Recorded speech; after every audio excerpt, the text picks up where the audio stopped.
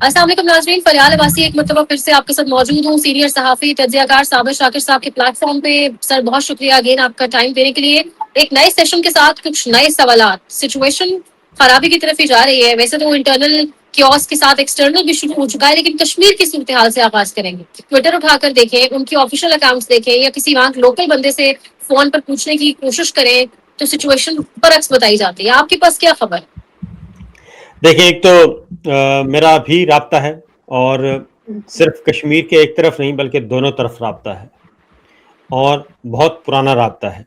پہلی بات تو یہ بتا دوں، جو بھی آپ سے بات کروں گا وہ انفارمیشن کی بنیاد پہ ہوگی، فرسٹ ہینڈ انفارمیشن جو ہے جس کو کہتے ہیں. تو اس لیے یہ جو مرضی کرتے رہیں. اصل پرابلم ہے کہ جب تک ان کی عقلیں جو ہیں وہ معاف ہو چکی ہیں، یہ سمجھتے ہیں کہ شاید بلیک آؤٹ کر کے اور ٹیلی ویژن چینلز کو احکامات جاری کر کے، میڈیا کو روک کر، بلاک کر کے، یہ انٹرنیٹ بند کر کے حقائق چھپا لیں گے، یا اس کی انٹینسٹی کم ہو جائے گی، اس کی شدت کم ہو جائے گی. یہ نہیں ہونی. کشمیر کے حالات بہت بدتر ہیں، بلکہ بدترین ہیں. اور میں نے خود آج کی جو ویڈیوز دیکھی ہیں، اور میں نے بات بھی کی، پھر ویڈیوز دیکھی آج کی فریش، خواتین، بچے، بوڑھے، بزرگ، سب کے سب. اور سب سے جو الارمنگ سچویشن ہے، خواتین، میرا نہیں خیال کہ کوئی ایک آدھ خاتون ہر گھر کی کوئی شاید بیٹھی ہو، باقی سب خواتین اور بچے بچیاں جو ہیں وہ سڑکوں پہ ہیں، اور وہ احتجاج کر رہے ہیں، اور وہ انقلاب اور انقلاب کے نعرے لگا رہے ہیں. اس کی وجہ کیا ہے؟ اس کی وجہ یہ ہے کہ ٹی وی چینل پہ نہ دکھانے سے کوئی فرق تو نہیں پڑتا. آپ ٹی وی چینل کا بٹن آف کر دیں، اس کا مطلب یہ تو نہیں ہے کہ کرکٹ میچ رک گیا ہے، یا فٹ بال میچ رک گیا ہے، یا فٹ بال کے ٹورنامنٹ رک گئے ہیں، یا ڈرامہ رک گیا ہے. وہ تو ہو رہا ہوتا ہے. یہ تو آپ صرف اپنے آپ کو کبوتر کی طرح آنکھیں بند کر کے ٹی وی بند کر کے بیٹھ جاتے ہیں کہ نہیں جناب کمرے میں سکون ہو گیا ہے. تو ایسا تو نہیں ہے. وجہ یہ ہے کہ راولا کوٹ اور اس کے بعد جو طاقت کا استعمال کیا گیا، راولا کوٹ میں اگر یہ حرکت نہ کرتے، کشمیر میں یہ گولی نہ چلاتے، اور وہاں پہ لاشیں نہ گراتے، اور یہاں تک کہ جب وہ ہاسپٹل گئے، ہاسپٹل میں بھی انہوں نے پیچھا کیا اور وہاں پہ بھی وہی حرکتیں کیں، اگر یہ نہ کرتے تو یہ نفرت نہ ہوتی. کیونکہ کشمیر بالکل پاکستان سے الگ تھلگ ایک انڈیپینڈنٹ اس کی حیثیت تھی، وہ الگ تھلگ تھا پاکستان کی سیاست سے دور. اور پاکستان کی سیاست میں جو کچھ بھی ہوتا رہے، کشمیر ایک سائڈ پہ رہتا تھا اور وہ اپنی سیاست کرتا تھا. وہاں کی سیاسی جماعتیں اپنی سیاست کرتی تھیں، اور کشمیری عوام کشمیر کی حد تک رہتے تھے. لیکن یہ پہلی دفعہ ہوا کہ جو انہوں نے کھیل 26 نومبر کو ڈی چوک میں کھیلا، جو 9 مئی کو کھیلا، جو مرید کے میں کھیلا، جو مئی 25 میں کھیلا، 25 مئی 22 میں کھیلا، یہ جو ان کا گولی چلانے کا جو ایک جھجک ان کی ختم ہو گئی کہ آپ گولی چلا دیں، بس گولی چلانے کا مسئلہ اسی سے حل ہوگا. اس سے کشمیر میں کوئی پنجابی، کوئی بلوچی، کوئی سندھی، کوئی پختون، وہ والی قومیں بھی نہیں ہیں. کشمیر کشمیری ہیں، خواہ وہ اس سائڈ پہ بیٹھے ہیں یا وہ اس سائڈ پہ بیٹھے ہیں. تو وہ ایک قوم کی طرح متحد ہو گئے ہیں. اور پھر یہ کہ شوکت نواز میر کو گرفتار کیا، وہ پوری فوٹیج دیکھی ہے تقریباً 5 منٹ کی، اور اس میں بھی وہ بالکل کانفیڈنٹ، اور وہ ان کو پکڑا گیا. اور ان کو پکڑنے کے لیے F C, ranger, Kashmir police, فوج، پتہ نہیں کیا کیا، ایک بہت بڑا آپریشن. اور ان کو آج تک ان کو کسی کورٹ آف لا میں پیش نہیں کیا گیا. احمد فرحات کو کسی کورٹ آف لا میں پیش نہیں کیا گیا. اور اس طریقے سے یہ کام کر رہے ہیں. یہ سمجھتے ہیں کہ شاید ہم میڈیا پہ سینسرشپ عائد کر کے تو حقائق چھپا لیں گے. وہ تو نہیں چھپنے والے. کشمیر اس وقت ان کے کنٹرول میں نہیں ہے، کشمیری عوام جو ہیں. اور آئی جی کو میں سن رہا تھا، آئی جی صاحب فرما رہے تھے، کیپٹن ریٹائرڈ لیاقت، کہ جناب میں کیا کروں اگر دکانیں نہیں کھلتی، دکانیں کھولیں تو ہم قلت ختم کر دیں گے. اس کا مطلب ہے کہ وہاں پہ لوگ نہیں سن رہے. اس کی وجہ یہ ہے کہ بچے، بوڑھے، خواتین، سب نے وہ لاشیں اٹھائی ہیں. ایک آپ نے لاشیں گرائیں، اس کے بعد پھر آپ نے لاشیں نہیں دیں واپس، اور پھر آپ ہاسپٹل سے لے کر وہ جو خون دینے آئے تھے ان کو بھی اٹھا کر لے گئے. تو یہ کب تک چلتا ہے؟ یہ نہیں چلنے والا. اور اسی لیے ہم یہ کہتے ہیں کہ یہ جو موجودہ رجیم ہے، اس رجیم کا یہ جو پاور ڈاکٹرائن کا ایک ہے، ایک فرسودہ نظریہ، یہ نظریہ پاکستان میں اور اس وقت دور جدید میں یہ کام نہیں کرنے لگا. بھلے وقتوں میں نہیں کام کیا، بھلے وقتوں میں آپ نے ملک آدھا گنوا دیا، جس وقت کچھ بھی نہیں تھا. صرف 2 اخبار ہوتے تھے. تو کیا 71 میں آپ نے ایک فوجی آپریشن کیا تھا؟ کیا اس کے بعد آپ نے بنگالیوں کو قابو کر لیا؟ بنگالیوں نے اپنا ووٹ دیا، اور ووٹ بھی سیاسی جماعت کو دیا، عسکری جماعت کو تو نہیں دیا. تو ہم نے خمیازہ بھگتا ہے. تو اس لیے کشمیر کا معاملہ کہیں زیادہ خراب ہے، یہ جتنا مرضی اس کو دبانے کی کوشش کریں. سر صورتحال کا تقاضا تو یہ تھا کہ یہ سیاسی جماعتیں بوائکاٹ کرتی ہیں، کیونکہ یہ جو صورتحال ہے اس میں ایک عام آدمی بھی سمجھ سکتا ہے کہ الیکشن بڑا مشکل ہے، عوام سڑکوں پر ہے، دکانیں بند ہیں، اسی مہینے میں الیکشن کی تاریخ. ان کو پتہ ہے کہ فارم 47 تقسیم ہونا ہے، اور گلگت بلتستان میں بھی یہی فارم 47 تقسیم ہوا. اب یہ کشمیر کے لیے بھی فارم 47. یہ 2 بڑی سیاسی جماعتیں تھیں. اب یہ عوام کی نظر میں تو زیرو ہو چکی ہیں. ان کا ووٹ بینک نہیں ہے، لوگ ان کو ووٹ نہیں دیتے. اب ان کے پاس صرف ایک ہی ہے، گیٹ نمبر 4 GHQ کا. یہ صرف وہاں اب جائیں گے اور وہیں سے یہ فارم 47 حاصل کریں گے. اور P T I bike out کر چکی ہے، اور کشمیر ایکشن کمیٹی بھی بائیک آؤٹ کا اعلان کر دے گی. جب ووٹ ہی نہیں پڑیں گے تو یہ کریں گے کیا؟ یہی کام جو ہے ہم بلوچستان میں 22 سال 25 سال سے کر رہے ہیں. وہاں پہ یہ تجربہ ناکام ہو چکا ہے. وہاں پہ بھی تمام سیاسی جماعتوں کو آپ نے سائڈ پہ کیا، آپریشن کیا، اور نواب اکبر بگٹی کو فارغ کیا، اور اس کے بعد سے لے کے آج تک آپ باپ پارٹی پہ ہی انحصار کر رہے ہیں.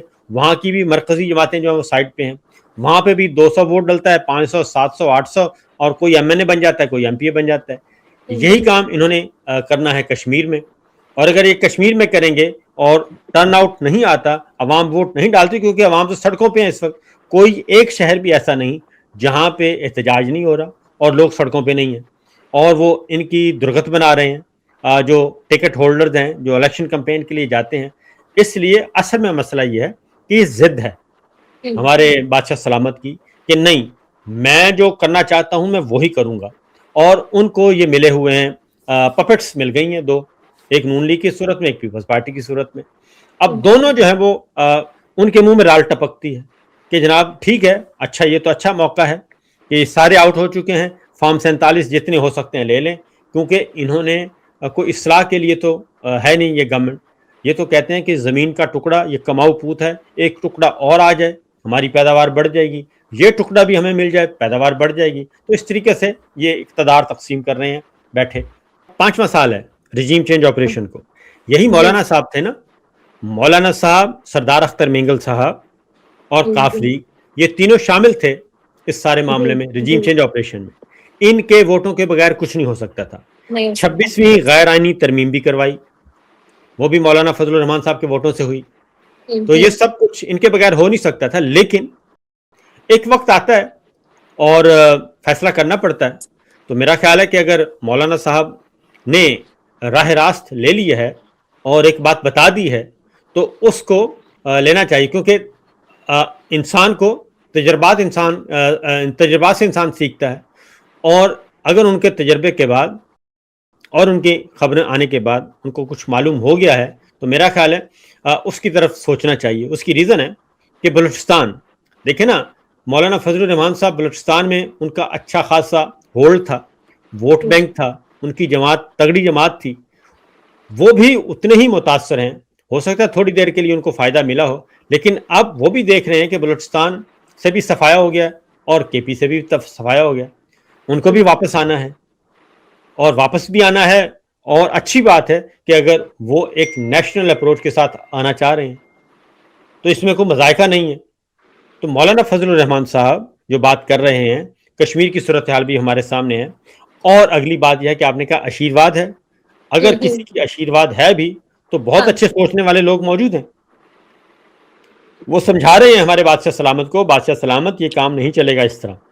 لیکن بادشاہ سلامت جو ہیں وہ گھر میں آگ لگی ہوئی ہے، جس کا آپ نے کہا ملیہ لودھی صاحب والا بات کی، تو گھر میں آگ لگی ہوئی ہے، گھر کا کونا کونا جل رہا ہے، اور آپ گھر کو چھوڑ کے آپ 7 سمندر پار جو ہے وہ آگ بجھانے پہنچ جاتے ہیں کہ میں آگ بجھانا چاہتا ہوں، میں بہت اچھا آگ بجھانے والا ہوں. تو ایسا نہیں ہوتا. سب سے پہلے آپ ہاؤس ان آرڈر کریں، پاکستان کو سٹیبلٹی کی طرف لے کے جائیں، کسی ٹریک پہ لے کے جائیں. یہاں پہ آپ کسی سے سلام لینے کے لیے تیار نہیں ہیں، یہاں پہ آپ کسی کو دیکھنے کے لیے تیار نہیں ہیں. یہاں پہ پالیسی ہے جیلیں بھر دیں، اور باہر پالیسی ہے سب کو معاف کر دو. یہ تو نہیں چلتا. عمران خان صاحب سے جو آخری انہوں نے ٹرائی ماری ہے، جو صاحب گئے تھے जेल में उनसे मुलाकात हुई और वो इमरान खान साहब से मुतमईन होकर बाहर निकले थे।